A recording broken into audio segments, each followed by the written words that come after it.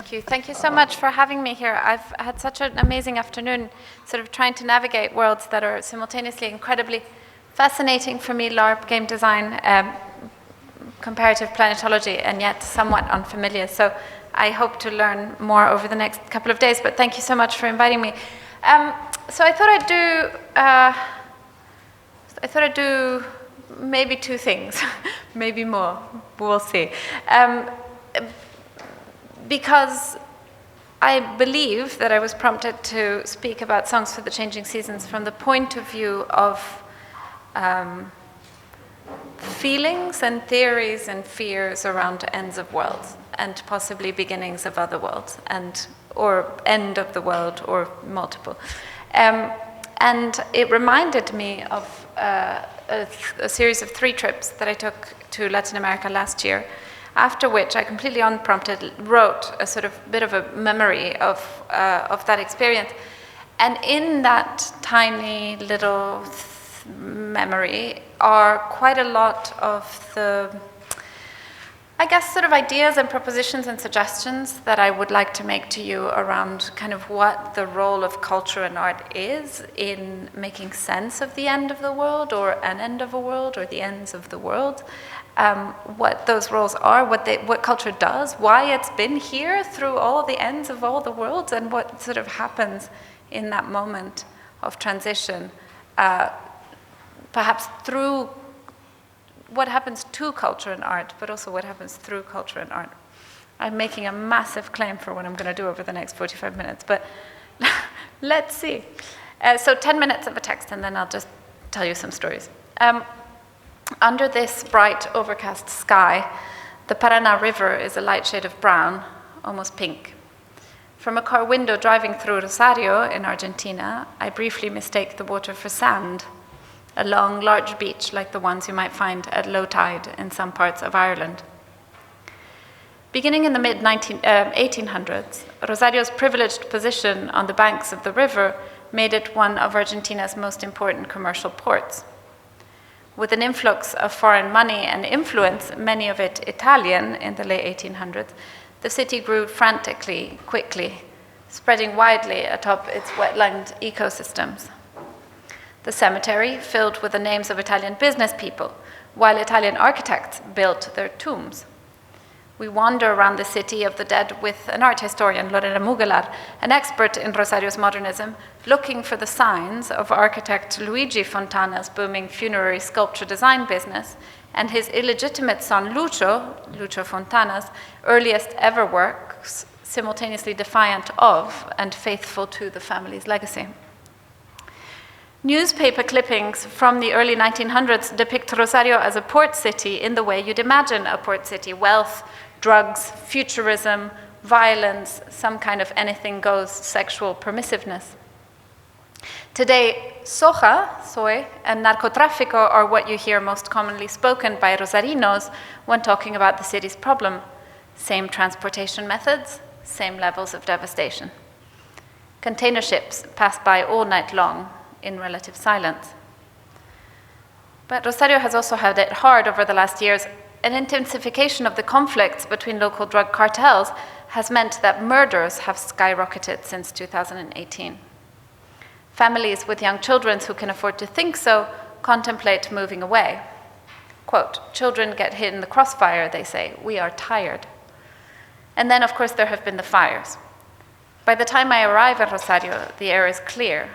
But I am told that just a few months ago, smoke could envelop the city for days on end, making the skies yellow and the atmosphere unbreathable, forcing people indoors, wet towels at the windows. Photographer Sebastián López Brach, who has been documenting the wetlands, explains that these are anthropogenic fires lit just across the river, in the islands of Entre Rios, to clear out vegetation and local inhabitants and install in their stead industrial cattle farms. So I was in Rosario to visit Adrián Villarrojas' new studio in order to fabricate the works for an exhibition at the Art Gallery of New South Wales called The End of Imagination, a project the scale of which is nothing short of insane. Adrián has had to settle into a large workshop space.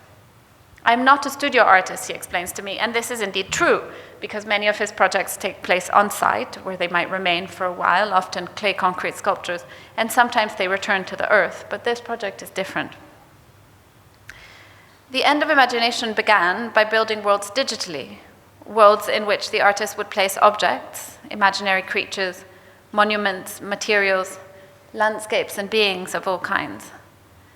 And then he lets time run in this time engine with all of its catastrophes, conflict, natural disasters, the geological pushing and melding of matter against matter, fusion, a lot of fire. Long stretches of time, thousands of years sometimes, create new materials, new patterns on objects, new skins, new sculptures conceived in these other worlds and brought into this one as hypotheses. Adrian's workshop space then was developed to work with as many material processes as possible in order to recreate these hypotheses into tactile reality.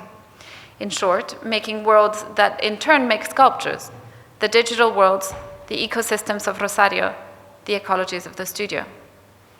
As the wetlands burned across the Paraná, Adrian and countless collaborators, artists, makers, robotics experts, architects, stretched and melted and burned, the gargantuan geological actions of deep time on the planet being recreated at lightning speed inside the microcosm of the studio. One of the digital worlds they made, Adrian tells me, is Rosario itself.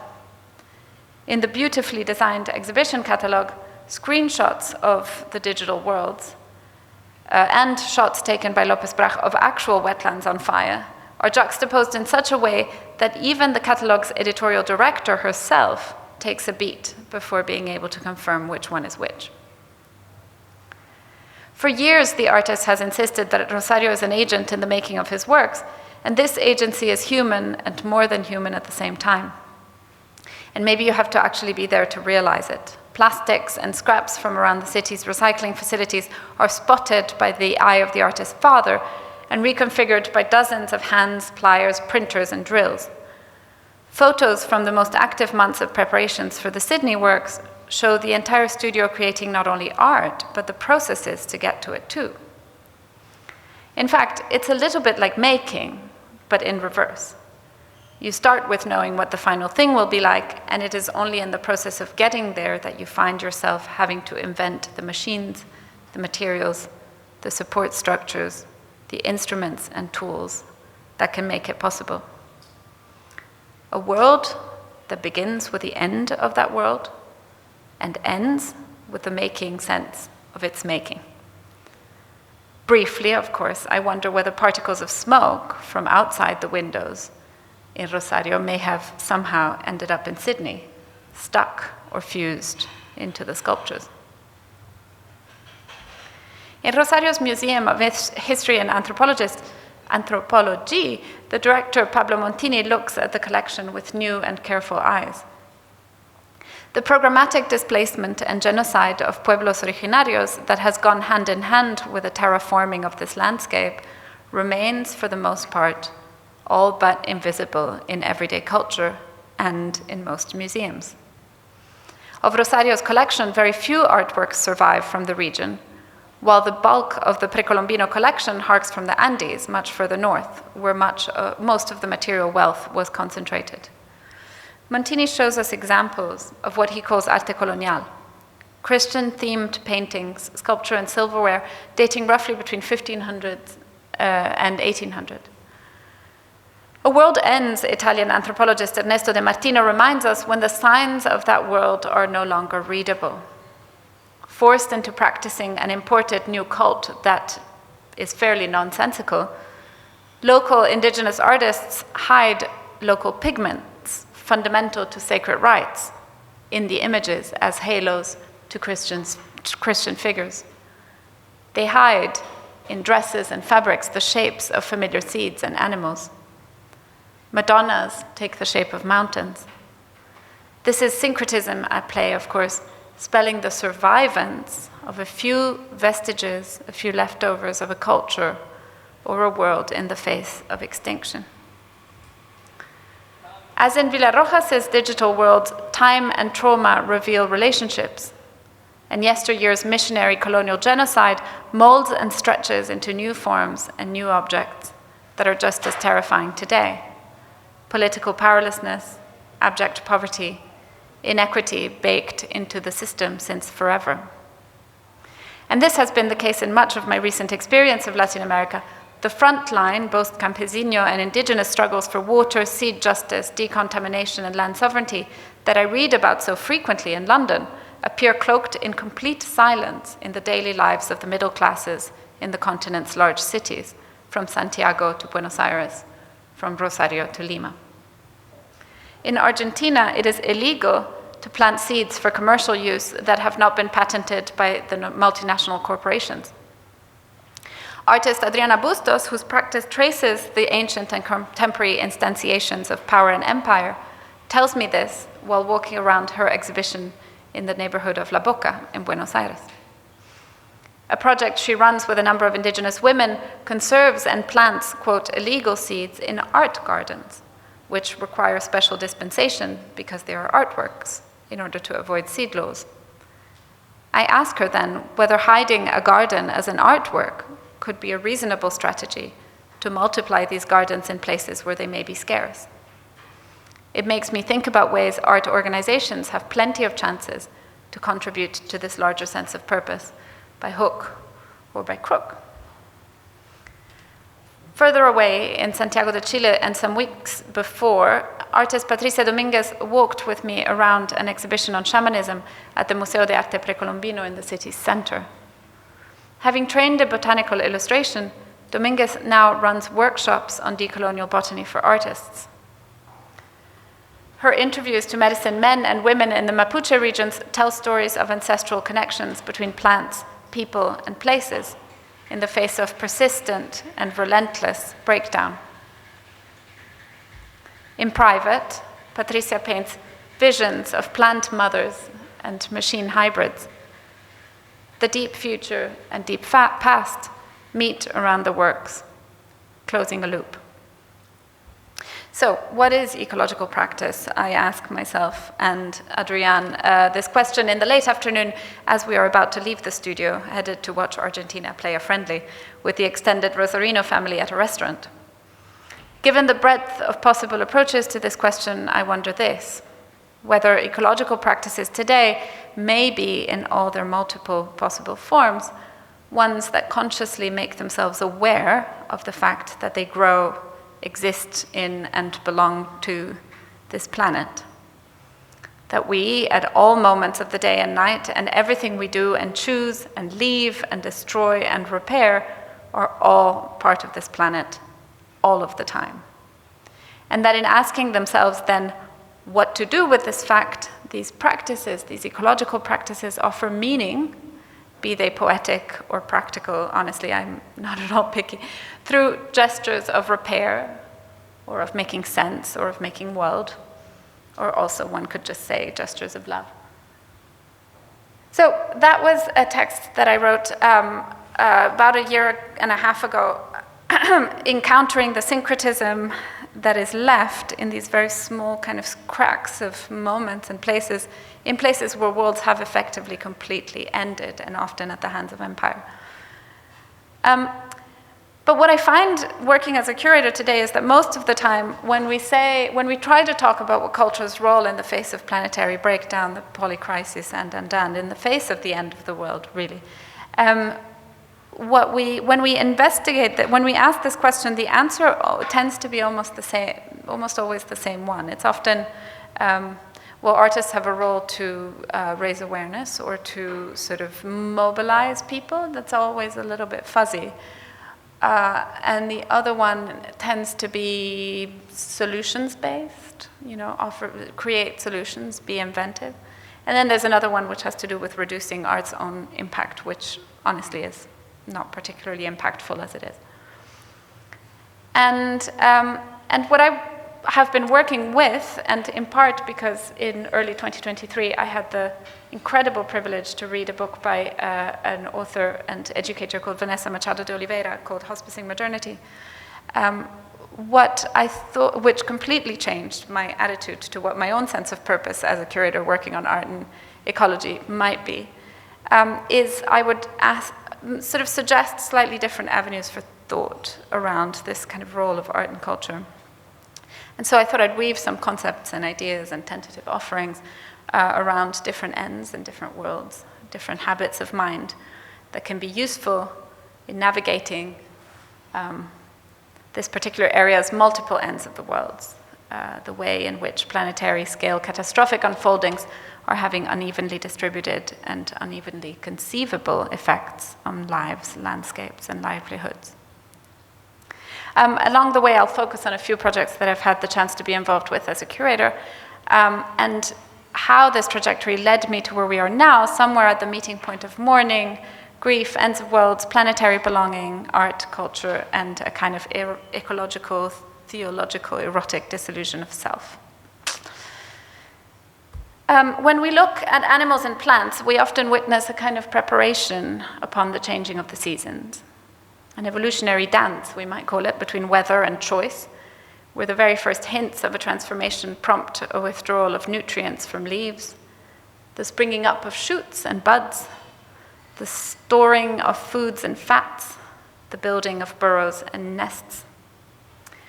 Deciduous trees, whose connection between leaves and branches is through a small system of tubes on something called the abscission layer, through which nutrients can pass from the branches to the leaves. They start to close those connections in the autumn by infusing those tubes with a waxy surface that eventually closes those tubes off. And so, of course, in the cold absence of connection or of nutrition, the leaves give up and fall away in the autumn weather. And this kind of preparation for the changing seasons can sometimes appear incredibly adorable. Squirrels literally squirreling away nuts and seeds, or an amazing thing that you have to look for an image of, I don't have it, of a granary tree, which is acorn woodpeckers creating thousands of little holes in trees and then filling each one of the holes with one single nut. It's super cute. But it can also be incredibly gruesome, like moles that bite earthworms and inject them with a toxic substance that keeps them alive and paralyzed and imprisoned during the winter. And then the moles eat them across the whole of winter. A larder of live prey at the ready, living in a kind of hell that only Cormac McCarthy could possibly come up with. Wood frogs, on the other hand, freeze solid. Their heart stops beating, and then they will thaw and refreeze more than once over the course of a single winter. And then, of course, there's hibernation, because we're talking about preparing for the winter, because that requires a lot of preparation, but there's also estivation, like snails that close themselves into their shells in order not to get too hot in the summer. And then late winter and early spring brings the first sign of life, like an invitation. Blue tits begin to gather materials and arrange it into delicate nests. Shoots and buds begin to burst open in delicate light greens and pastel. The breeze in the streets around my home in London begins to blow with cherry blossoms. And humans, we do much the same. In my childhood home in Rome, in preparation for the winter, the entire wardrobe would switch around.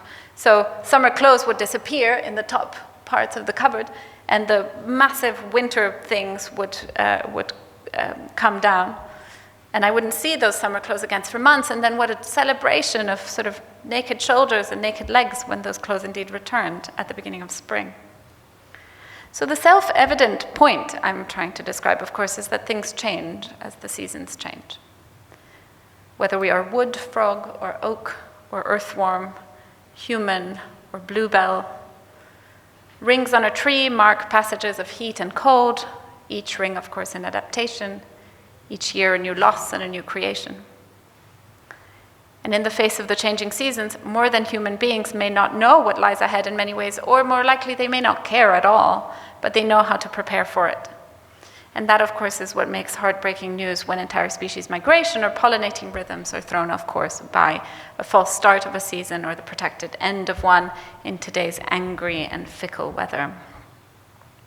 So the images that you've been watching, seeing up to this point, are all from a film from Adrián Villarojas, also called The End of Imagination, which was one of two works by Adrián Villarojas, both called The End of Imagination, that we presented as part of Songs for the Changing Seasons. an exhibition at the Vienna Climate Biennale that I curated together with Felipe Ramos. So in more than one ways, and as a longer-term project than the exhibition itself, because Songs for the Changing Season kind of continues, and that prompted its naming, it is a project about worlds ending, or different ways of understanding the end of the world, or different ways in which the world ends, and what to do with these ends, how to be in these ends, or how to hold a sort of space for them with some sort of tenderness. What we ended up with was an exhibition that, on the face of it, looks incredibly gentle, incredibly tender. We couldn't have even predicted it, but it was all in pastel hues and soft forms. And if there was indeed a sense of loss or of ending or of grief, and I'll run through some of the works to sort of think about this together, the only way that I could describe it at the time was as an exhibition that may present you with grief, but did so by holding you by the hand at the same time. So in many ways, these questions had already begun to be sort of prompted in Rosario while I was standing in the museum witnessing all these things that remain at the cusp of a major transformation. So Songs for the Changing Seasons was really reflecting on how kind of art can generate proposals and forms of attunement or attention or attentiveness or repair or preparation in the face of these unprecedented environmental challenges. Because climate breakdown is often referred to in terms that are planetary, isn't it? Widely distributed and dependent on near inconceivable scales and systems. And so we faced a challenge when we were invited by the Vienna Climate Biennale. How could we hold space for something that may need to be faced without immediately jumping to either information transmission or solutionism, which is something that was, to a certain extent, the hope of the Biennale's kind of larger infrastructure as well, that art would somehow provide some kind of optimistic solution. Because activist and cultural movements so often proclaim the preeminence of these absolutist feelings and positions and terms, things that I'm really impatient with, from solutions to this idea of hope, all the way to grief. But the thing I wonder is, whilst the intention is admirable in each one, and the reason for holding hope or the reason for staying with grief are fundamental, if only so that we can learn languages to describe the end that we are currently living through. In what ways can we think that these absolutes might be getting in the way of actually facing and sensing climate breakdown, such as it is, in all of its distributed and differential manifestations? In other words, can one be blinded by reckless hope in much the same way one can be blinded by blinding grief? So we started to sort of think about how to investigate or interrogate in dialogue with artists how and when and in what way environmental trouble is with us personally, intimately, around us, manifests within and around ourselves. And in some way, all the works ended up proposing these gestures of humility, of care, of repair, and a kind of against the odds endurance in the face of irreparable damage. So another question, does a world end when the world ends? History would appear to suggest it does not. Worlds end, worlds begin again. And culture and art, human and non-human, encode into the future the signals of bygone times, like a small carrier bag of gifts. Yet, it is also necessary, of course, to note that the continuity of the world is necessarily told from the perspective of those who survived the latest end, those who endured. And so it is important to also be aware of the untold, or of leaving some space in the things that are said for the things that cannot be said, for the feelings of the things that can no longer be retrieved or recovered, as a way of attending to a disappearance and support a certain kind of ghostly remembrance. So can a world be continuous and discontinuous at the same time, I suppose, was one of the big questions. So the title, I love giving titles to things, and I have a laziness of intellect, which means that once I come up with a title for the thing, I actually lose interest, and that's it. I feel like I'm done. So all of it is held by the name, Songs for the Changing Seasons. Seasons, of course, reflecting on circularity and time, ends of worlds, return, eternal return, death and life, and of course taking an environmental position. Changing, reflecting on how transformation and death could be two versions or two perspectives put on much the same planetary movement of configuration and reconfiguration of matter. And I think with time I will return to this. And then songs was exactly that. It was gifts, it was offerings, but it was also a way of reflecting on culture, art. Culture as something, not necessarily cultural artifacts only, but also the metaphysical underpinnings. You know, culture becomes really powerful when you stop seeing it, right? When it becomes the metaphysical underpinning around which you build the world that you experience. So really as a way of attending to these kinds of forms of culture making or art making or imagination that could indeed bear gifts or offer gifts, or that already do in moments of extreme and profound transformation. So there's a few habits of mind or different ideas that I wanted to raise, and then just kind of reflect on these sort of little roles of art and culture and little big roles of art and culture. First of all, this idea of the end of the world singular. What I mean by that is the position which I don't particularly subscribe to, but by which environmental collapse and the polycrisis is the real end of the world when all the others have been rehearsals. Here's a work from Songs for the Changing Seasons. This is 12 Claws in Cloud Dust, which is architect Yusuf Akbaola's juxtaposition of metal support structure with a stretched fabric. The fabric reproduces several insect species at risk of extinction. And in the words of in the description of the artist himself, the structure figured as a kind of ode to the possibility of regret. So that while it greets visitors upon arrival, and in fact you encounter it before you go into the venue of the exhibition, it's both a homage to biodiversity and astounding diversity and creativity of the planet, and an invitation to hold a form of regret and a form of homage or a form of grieving for the disappearance of those species. And that sort of reminded me of a cliche of the century, the Dark Mountain Manifesto, which Dougald Hine and Paul Kingsnorth wrote in 2009. And I, reading it again now, it's clear that it's a response to the kind of solutionist environmental movements of the time, and actually which continue to have enormous power and I would tend to agree with Penny, enormous funding as opposed to things that can be measured slightly less immediately. But then I was surprised, actually, by the manifesto, by rereading the manifesto, because I thought that it was this. I thought that it was hospicing modernity and Vanessa Machado de Oliveira's invitation to sort of midwife the death of modernity, not only around us, but inside of us, with what she describes as humility and grace, and sort of tools and strategies for being able to bear that transformation and being able to bear that inner and outer death. But actually it didn't do that at all, I realized. There's this sense of, this attempt at separating humans from nature has been a failure. I'm quoting, "The attempt to sever the hand from the body has endangered the progress we hold so dear," and so on.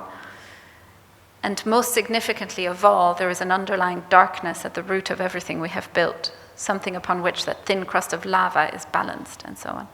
So it's beautiful, it's beautifully evocative. But then what does it do? It sort of starts to suggest a whole other movement and a whole other kind of writing. I'd forgotten about this completely. Uncivilized writing. It's a sort of prompt. It's a literary manifesto. It's a prompt for a different kind of writing, right?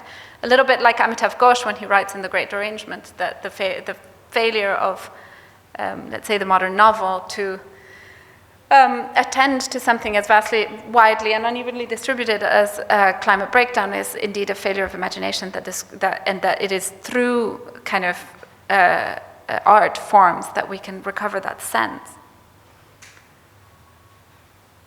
And so they write, "The uncivilized writer knows the world is rather something we are enmeshed in, a patchwork and a framework of places, experiences, sights, smells, and sounds. Maps can lead, but also mislead," and so on and so forth. And so immediately in the moment in which the manifesto starts to call for a kind of disposition towards the end of a world that is able to witness and face it, it immediately starts to propose a solution, which, granted, is not a solution rooted in design. It's a solution rooted in sort of the symbolic, I suppose. But nevertheless, there was something that I sort of sat uncomfortably with me. And indeed, the manifesto quotes a poem by Philip Larkin, and it doesn't quote this particular passage, but when I was reading the full poem, I found this. And that will be England gone, the shadows, the meadows, the lane, the guild halls, the carved choirs. There will be books.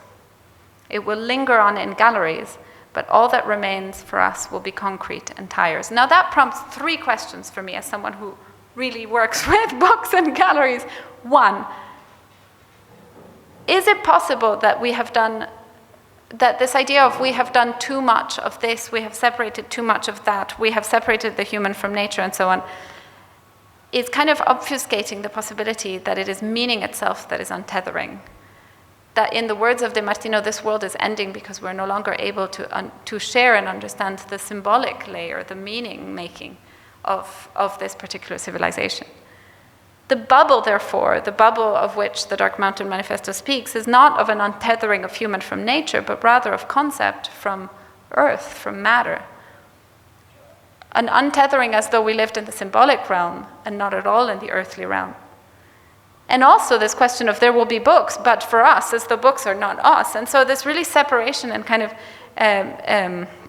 how would you say, alienation of the cultural and material layer, which is in fact underneath everything, as some kind of relic of something past. I felt quite suspicious about that, and the works of Songs for the Changing Seasons helped me. In other words, this neoliberal era ideology that places individual human responsibility, or even worse, a kind of non-specific we, at the center of human-made destructions without examining the really strange metaphysical things that are happening underneath it all. And of course, the idea of symbol representation and meaning being in a kind of somewhere else, as opposed to leaf or stone or hamburger or water. And if you look at works, there's just so much excess, so much in excess of that simple opposition of symbol and thing.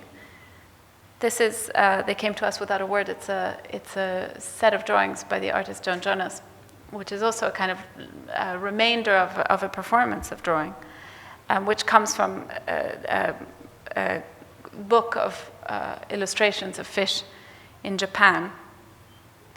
And each fish becomes a kind of individual with their own personalities and their own kind of idiosyncrasies.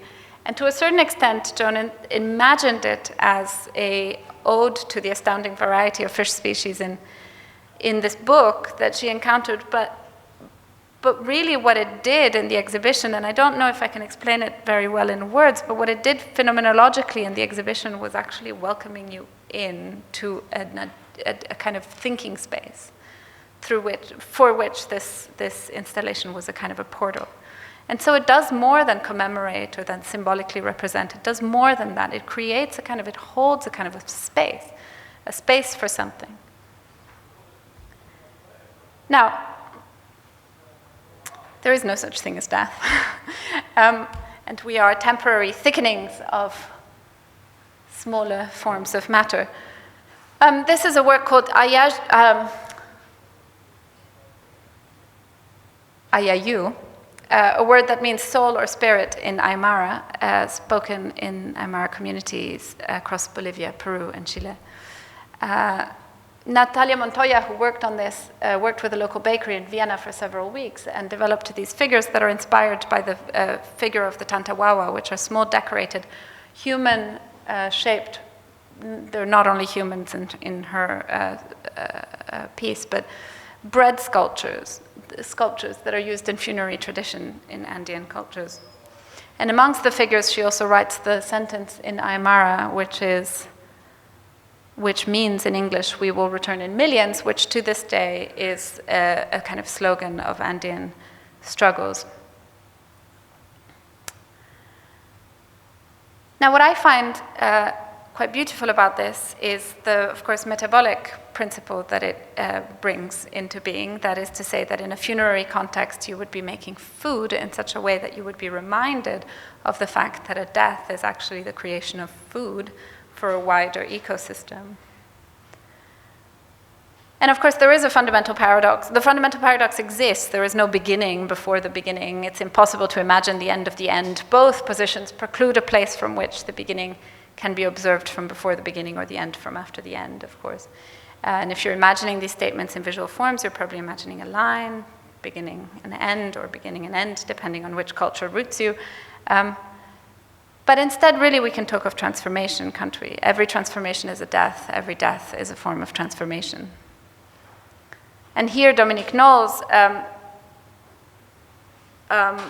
painted an image, and at the beginning of painting this image, which was conceived as an imaginary pasture for Dominique's own actual real-life horse. Over the course of the painting of the image, the horse, who is apparently secretly painted in this painting, and I don't know if you can spot the horse, but I still can't, died. And so the way that Dominique describes this painting is it was meant to be an imaginary landscape for a living horse, and now it is a real landscape for a dead one. And so something really beautiful happens with another role of art, right? Through mourning, through creating rituals, through creating and opening spaces for the sacred in a moment in which, as de Martino describes it, the sacred is undergoing a kind of agony, or is, let's say, unavailable in shared spaces, particularly in this kind of dominant society. So time starts to do strange, loopy things through art in the Tantawawa, where you eat the funerary sculpture and become it in the same way as the earth will eat you, and you will become it. And in Mourning Pasture, which is, hovering somewhere between real and imaginary. And so really it invites us to think of ourselves as these temporary thickenings of matter, temporarily and for such a very brief amount of time held together and then dissolving back again. And here's Portrait of Ross in LA, a work by Felix Gonzalez Torres, which was not in Songs for the Changing Seasons, but that I wrote about a very long time ago.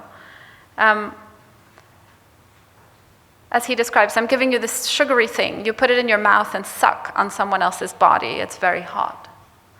The visitors, the consumers of this piece, are called into the work through this gesture of sucking, which is infantile and agricultural and erotic, and all at the same time. In this intimate embrace, the notion of self is no longer immediately obvious, nor should it be. This is a candy stack, and it is meant to represent the weight of Gonzalez Torres' lover and partner, Ross, who died of the symptoms of HIV/AIDS in the 90s. Actually, just briefly before, shortly before this was made. And the role of the museum is actually to let visitors eat a piece of take away and eat a piece of candy, but also maintain the weight of the original candy stack throughout the run of the exhibition. In this intimate embrace, the notion of self, when tuned to loss, sexual fusion is reconfigured as you walking away with a piece of someone else's lover. How like a garden, I think to myself, revisiting the care and the tending and the erotics and delights that also make the conditions of this possibility, from artist to museum to you sucking. So this is a portrait of a lover and that of a loss. It's a portrait of the metabolic processes of the earth. The dissolution of the lost other, following entropy, takes place in their dispersals throughout other bodies and places and organism. And in this way, the work is also a portrait of death itself, and from this ecological perspective, it is a portrait of the promise of renewal and the fact that there is no such thing as death, and that all death is transformation. When a body dies, it goes everywhere, and eventually it will be eaten by a plant. Light and death become sugar. Mushrooms and trees make forests out of mourning. And it reminded me of an amazing description, super sexy description of the Eucharist by the mystic Hadvig. Quote, I desired to have full fruition of my beloved and to understand and taste him to the full. He came to me as humbly as anyone who wholly belongs to another. Then he gave himself to me in the shape of the sacrament, in its outward form, as the custom is. And then he gave me to drink from the chalice in form and taste as the custom is. After that, he came himself to me, took me entirely in his arms. For a short while, I had the strength to bear this. But soon, after a short time, I lost that manly beauty outwardly in the sight of his form. I saw him completely come to naught, and so fade, and all at once dissolve, that I could no longer recognize or perceive him outside of me, and I could no longer distinguish him within me. Then it was to me as if we were one without difference. So my suggestion here, as I wrap up, is that as we think through transformation, death, and dissolutions of matter and current forms as temporary thickenings of other smaller forms, at the same time, the same thing through ends of worlds and beginnings of other worlds, the same thing, by same thing I mean the temporary thickening of something and dissolution of something, the same thing is happening to thought, concept, and civilization. Here's De Martino again. The world that collapses, what does he mean by that? The very cultural ethos that conditions and supports that world collapses. Again, quote, the insidious Western apocalypse that is characterized by the loss of sense and of domesticity in the world, the failure of intersubjective human relations, the ominous shrinking of any horizon whatsoever of a future that is practicable in a communitarian way, according to human liberty and dignity, and so on and so forth. And then he talks about alienation. Another way that he puts it, losing the intersubjectivity of values that make a world possible as a human world. And by the way, I think it's so interesting that through role play, you actually get this kind of reparative, like the remaking of those kind of intersubjective values in a different form. But again, as an amateur, not as an expert. So, artworks sometimes propose new rituals, new prayers, new forms of the sacred, new gestures, new metaphors, new symbolic meanings that retether meaning and earth, symbol and ground. This is La Ballada de las Sirenas Secas, the Ballad of the Dry Sirens, also in Songs for the Changing Seasons by Patricia Dominguez, who I quoted before. The artist collaborated with activists and a group of women defending water rights in an area where avocados are draining all water from the ground. And then invited a singer to the divine, Mr. Juan Lopez, who lives in one of the areas most affected by the crisis, surrounded by hundreds of cattle farmers, to modify a traditional song of the divine to mourn the drought and anguish of the peasants. The work is inspired by a codex housed in a museum in Madrid. It's a gesture of activation of an object detained by Western museums under this obsolete colonial logic. But the video shot during the pandemic documents the water hoarding pools of corporate companies. It depicts the avocado plantation with these really long tongues, thirsty avocados. And the avocado plantations that were cut down to well, long story. So in 1 minute, I will not do the whole of the new ritual of Patricia Dominguez. So this is the other artwork that Adrián Villarojas made for the Clima, for Songs for the Changing Seasons. It's a comic book in which Mickey Mouse, who has just become, a certain Mickey Mouse who has just become free of copyright, retells a particular story which Adrián had written in 2010, a kind of parable in which he proposed a hypothesis, which is, what if in the final moments of humanity, the last 5 women and men on Earth decided to make an artwork? That would be the last human artwork. In the story, the last group of humans encounter a long-abandoned amphitheater, and knowing and feeling that their end is coming, they carry out one last mission to affirm their existence, to perform in the role of Neanderthals, executing modest rituals and household activities until their death and their extinction. And I will close soon, but I just wanted to read this from Adrián himself, who, by the way, after the COVID pandemic and that film that I showed you, The End of Imagination, decided to call all other of his artworks and exhibitions The End of Imagination. So you can imagine a kind of, in the face of the collapse of a kind of civilizational meaning, a sort of flatlining of not only his title choices, but also imagination itself.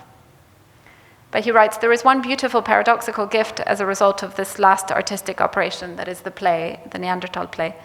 If the only beings who can measure time are time traveling through their performance, back before evolution dictated that it would be Homo sapiens that will survive over the Neanderthals, it is impossible to deny the fact that the travel back into the past is really taking place. Time, language, representation, and meaning is theirs.